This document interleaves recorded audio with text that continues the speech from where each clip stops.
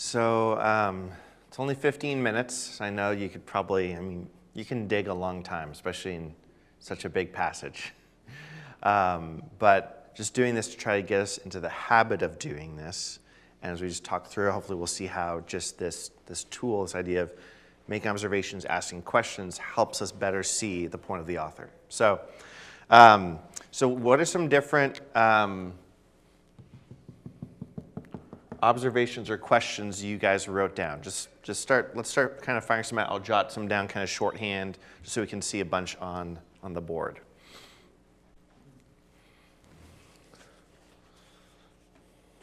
In the beginning. All right, in the beginning. So, we're talking about in the beginning here. So we got the when of the story, right? My question is why the beginning and how important is this idea? How important is the beginning? Yeah, that's a great question. Or why is it important? Yep, great. Yep, other questions? God already existed. Yep. God before beginning. Which even that, isn't it so interesting how, as humans, we are so time-bound that even when we talk about God before the beginning, we're still using a temporal reference, a before. But there's no before a beginning. It just hurts your brain when you think about it. All right, anyways. So, yep. God is the creator, and on the deep question, God make the weather. I live in Florida. The sun, the tornado, Yeah. the hurricane. I say it out loud. Thank you, God. You are the creator. You make all. Yep. Even it's a sunny day, rainy day, tornado day. Yep. It makes me appreciate, and it makes me to prepare. Somebody complaining, and say, God made it all. God is the creator. Yeah, God is the creator of all, right? Yeah. So I'm going to put that. God creates all. Yep, it's a good observation, right? You read through the chapters, every aspect you could think about in creation is kind of covered, right? You might not say every little thing, but every category is covered, right? Yep. I have a question on God in the beginning. Yep. Who is it? Who is God? Yep. And why the author mentioned about this beard? Yeah. Yep. That's right. When we hear God, something pops into our head, but who or what did the author want to come to our mind when we hear the term God, right? Yep. Mm-hmm. Why did God make this change? Yeah. Yeah. Why did God create, right? Yeah, that's a great question. Yep. Why was it formless and void? All right, so I'm going to just put observation, formless and void. Why formless and void? Right? Yep. You said something about. Yeah. So you've got darkness before light. So kind of interesting. Void, darkness. All right. Yep. What else? So the Spirit hovered over the waters. Yeah. The Spirit, I'm interpreting that means the Spirit of God, but that's there. Yeah. Who is this Spirit that's hovering in the world? Is the Spirit of God the same thing as God? Is it different? Who's the Spirit, right? Yep. Other questions, observations? Just keep on. This is great. Before the creation of the sun, there was light, but what was the source of the light? Right. Light before sun. Right? Yep. That's one that a lot of people notice, right? Well, wait a minute. How do you have light before you create the sun and the stars? That seems strange. Yep. Repetition of the word good.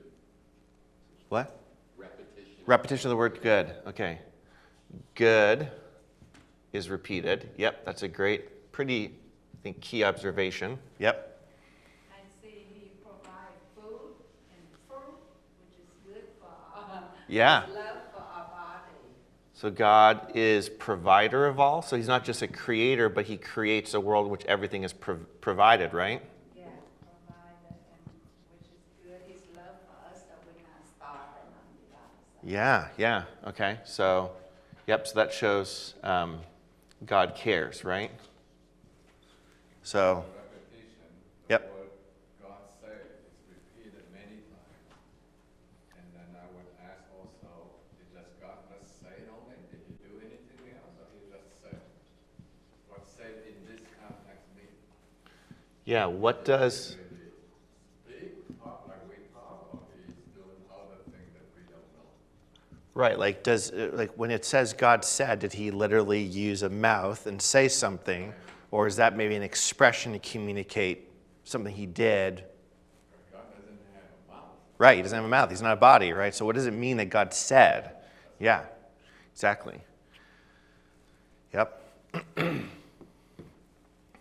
What else? God starts naming things. Oh, God names things. That's a great observation. Yeah.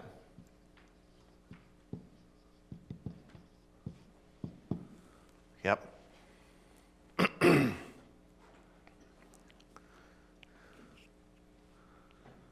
What else did you observe of questions? He's creating two places, above and below, Yep.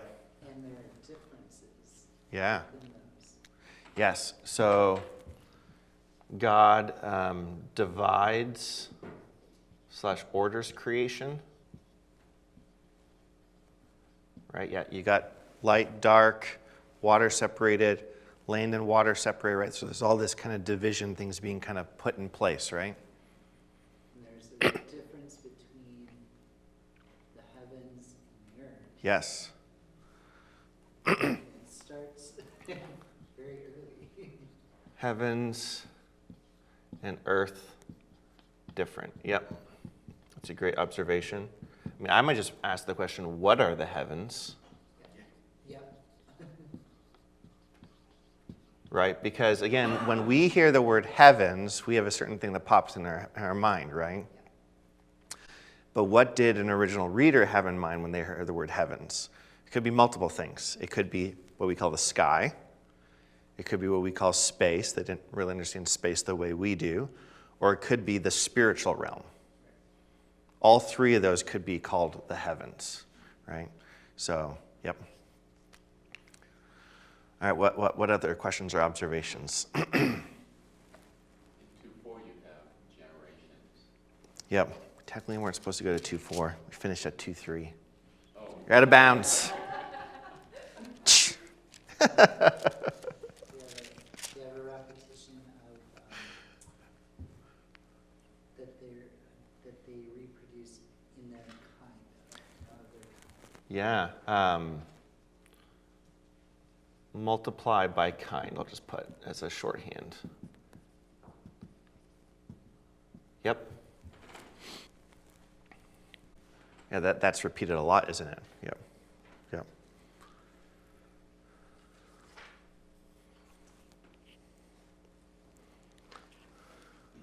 And then at the beginning, there was kind of a creation of time because at one point, what was created will display or be able to tell days, seasons, Yeah. years. So creation of time. We often don't think of this, but time itself is a creation, right? That time only exists in a physical world. A spiritual doesn't. Time doesn't exist outside of a physical world. Which again, just can make your brain hurt to think about it. That there are observable differences. Yeah. Yep. Think philosophically about time, its existence, creation. There has to be change. Yep, there has to be change, right? Yeah, so that implies change. Okay, creation of time implies change or growth. Yep. Great. Other? In verse 26, Yep. God says, let us make man in our image.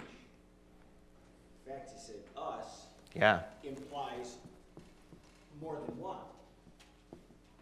Yes. Who are the us? Yes. Right? Yeah, that's a great question, right? First person plural. Yep.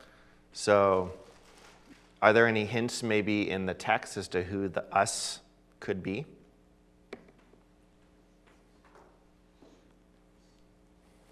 Man and woman that he created in his image. Yep, but it's the us is creating man and women, so that us has to be different than man and woman. But you're right, he does create men and women. Mm-hmm.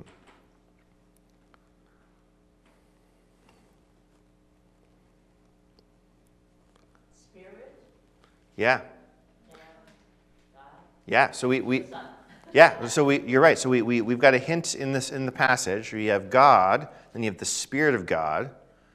So you at least have a hint that maybe there's at least two here, right? And then, bummed that Tim's not here because like this kind of maybe answers the question potentially or gets us thinking about what does saying mean? Because John 1 then tells us the Word, who's Jesus, created all things. So when God said, is it his voice or is that talking about how the Son is creating? As in Jesus the Son, not the Son as in the star, right? I think we're all clear on that, just to clarify, right? So you have this hint that, and that's what a lot of early Christians saw, is, hey, there's this hint of the Trinity right here in Genesis chapter 1, right? Now, there are other interpretations too, but I think the hint of the Trinity is the best one. So there's a kind of a great one. All right, so you've got this creation of male and female, right? You pointed that out, right? So I'm running out of space. So I'm just going to start jotting stuff all over the place here. Creation of male and female. All right. Were there other questions or observations, especially in this section of the creation of humanity, that you guys jotted down? Or maybe you just ran out of time and didn't quite get there. That's okay too. observation Yeah. that every time he does something, he say he blessed it. Yes. And then it applies to make that trust him. Because trust and obey and pray. First pray and then trust Yeah. and then obey. Yeah, right? So there's that blessing happens in that relationship with God, right? Which is marked by trust and prayer and obedience, right? And so, yeah, it's very clear from day one here that God made humans for relationship with him, right? Yep. So God blesses in relationship.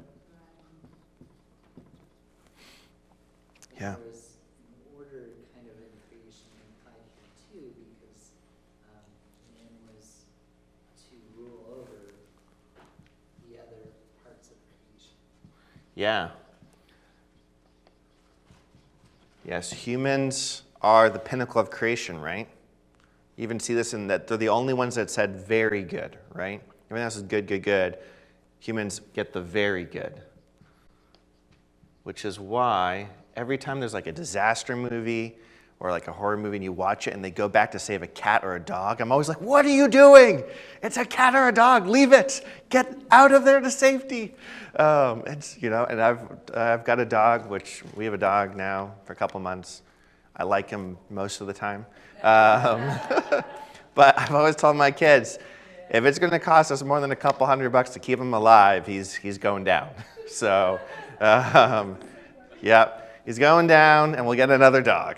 So, not that I'm going to be mean to my dog, but I don't know. Anyway, so you can disagree with me on that, but at minimum, I think we all have to agree that if it's going to come down to an animal or a human, the human gets to live every time, right? And that is something that's distinct in the Christian worldview, right? There are a lot of worldviews that would say, no, the mouse is just as important as you are. No, according to the Bible, Humans are a very distinct creature, right? We're still creatures. We're physical. We have limits, but we have a special dignity about us, right? Because we're made in the image of God. What does that mean? Right? What does image of God mean? Anybody have any thoughts on what image of God means?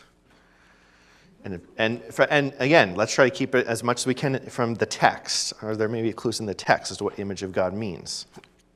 Well, it's not a physical image. It's not a physical image, you're right, because God's spiritual. Right. Yep.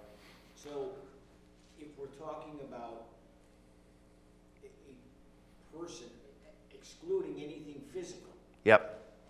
you're talking about intellect, the ability to reason, think conceptually, So intellect, reason, ability to think, okay. Emotion, yep. Creativity, okay. Yep, I mean, I think all of those you could say are potentially facets of being human, but if we define those things individually as being the image of God, then what happens if someone's born with a disability and they can't reason? Does that mean they're not made in the image of God?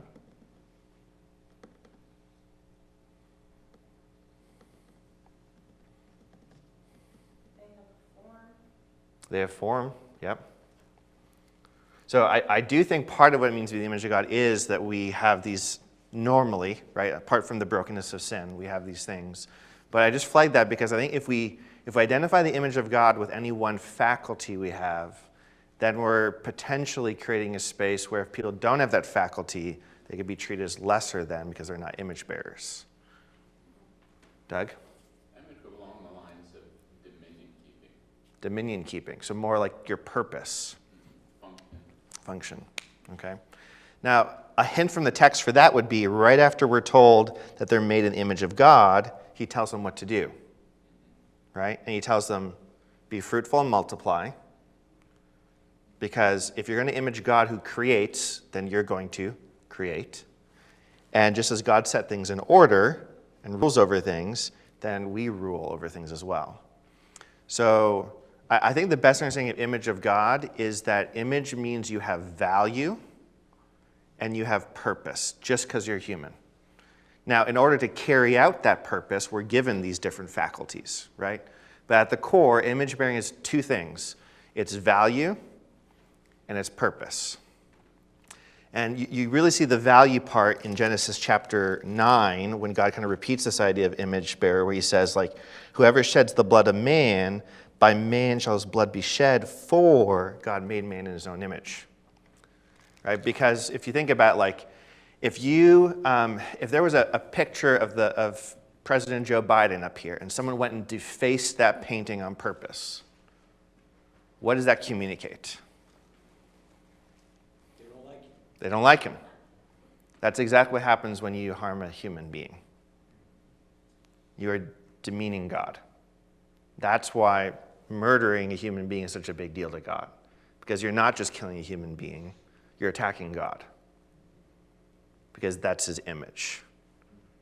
And it has value because it's his image, right?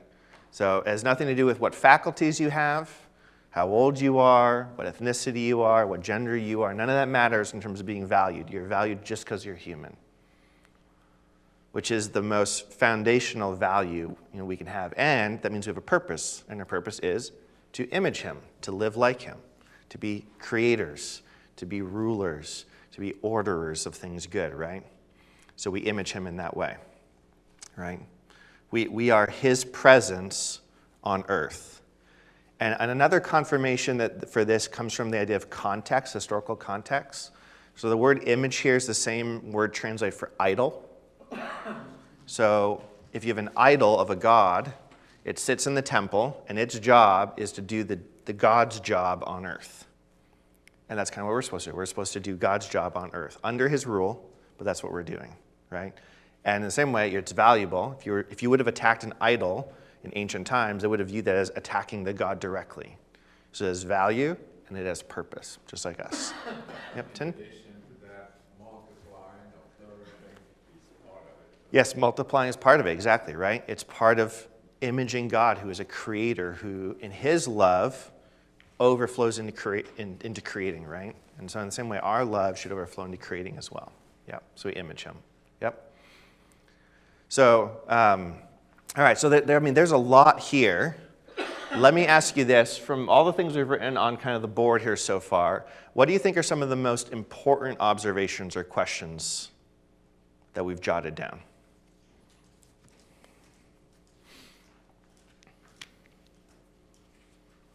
God is the creator of the universe. That's what Yeah, that's probably a pretty big thing, right? If you don't at least notice that, you're probably really missing something, right? Yep, good. The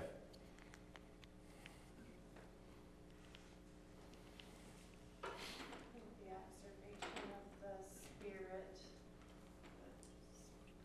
like that there's, when God talks about us, Yeah, you know, yep. So that we see from day one that God is himself a relational being, right? Yep. Which makes sense then that when he creates an image to represent him, he can't create one person by themselves. Because if he is relational, he can't create a person by themselves. Because you can only imitate him in relationship, right? Yep. What other things would you say are some of the most important things? What God created is good. Yes, what God created is good. Where is that on the board? Can't find it. Good is repeated. Yes, thank you. Yes, so this is a big theme, right? That if we look around the world and see that things aren't perfect and good, it's not a design flaw, right? The original design was perfect. Yep. I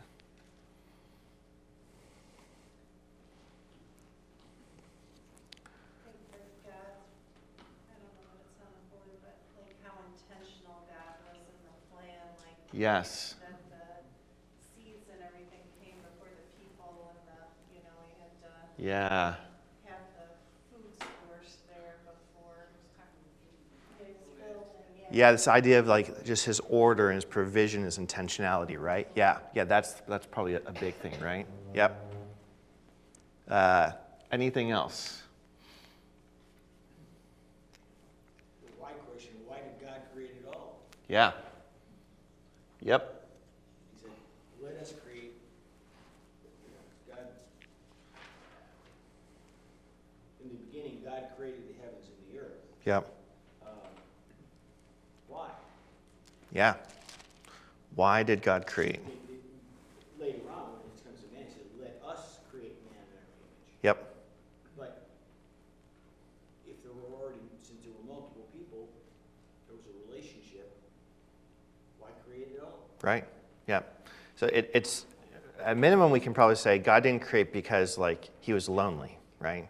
He's not like lonely and bored, and so he's like, oh, I better create some people because I'm a needy, codependent being, right? That's not God at all, right? So he's obviously, so we can probably, and this is kind of where it's like, it's not directly stated, but we can intuit that he created because he wanted to make a world in which people could exist in relationship to him and to the world, right? Yep. Tim? How about humans create God in their image? Yeah. Yeah, and then we tend to try to flip it around, right, and create God in our own image instead of letting God be God and being defined by him, right? Yep. I think I would also highlight this God said repeated. I think it's really important that we notice that God's creation is by his word. Now, as Tim said earlier, what does that mean, right? Well, I think the best way to interpret that is look at John chapter 1, where we're told that what it means when God said and brought things into existence is that God the Son was part of the creation, right? So we have God creating, he's creating things good, he's ordered it. And then I think probably I would highlight this too, right? That there's something very significant about humans. So if you're going to walk away with what are some of the most important observations from Genesis 1, I think we would say, well, God is the creator of everything, and he's not his creation, right? So unlike some other worldviews, God is not part of his creation. He is the creator of creation. He created everything good. He's the provider and the order. He's ordered everything good, right? He did it through his word and by his spirit. And the high point of his creation is human beings who are meant to image him, right? That is probably the most important takeaways we are meant to have when we look at Genesis chapter 1, right? And then just the question that goes with that last one, like, how does knowing that we are the image of God affect how we interact in the world? Yeah. So how does knowing that we are image bearers of God affect how we interact in the world? You're right. I think that has massive implications, right? So if we go to this text and miss that kind of question, I think we're missing some of the most important application, right? We often spend way more time talking about how God created, and we don't spend enough time on the emphasis, I think, in the passage, which is who created, God, and what does it mean that we've been created, right? And you're right. I mean, can you throw out some thoughts that kind of come to your mind, Sue, with just the idea that we really are his image bearers? Like the importance of creating and doing things and being able to say that it's good, that it's worthwhile, that it's positive. Yeah, so That we're not harming things, we're caring for things. yeah, so the idea of like viewing yourselves as creators, right? I mean, that might change the way you do your work if you really believe, wow, I'm an image bearer of God and my work is meant in some ways to image him. And how I go about that work matters, right? It might change our relationship to creation, right? Where we're not going to say, oh, creation, we need to worship it. But also, we don't just get to do whatever we want with it. We're stewards. We care for it. We use it, but we steward it, right? It should change the way we treat people, right? Because every single person we meet is an image bearer. So just these observations already get us thinking about application, right? And we didn't spend a ton of time. We spent a little bit of time, right, talking this through. But already you can imagine how, as you're meditating on this passage, you're going to start to move towards application and be like, wow, God, would you transform how I'm living for you here, right? Because I have a vision of what it's supposed to be like, right? That's powerful, right? And let's be honest, I think our world has no idea what the standard is they're supposed to aim for, and they have no idea what kind of their real purpose is. We all know there's supposed to be something better. The world's not the way it should be, but our world's lost, and it's like Genesis 1 gives us the blueprint. This is what it's supposed to be like. And we get to, by the power of the Spirit, kind of live this out, right? By God's grace. So there we are. That's just asking good questions and making observations of kind of the text, right? Genesis 1. So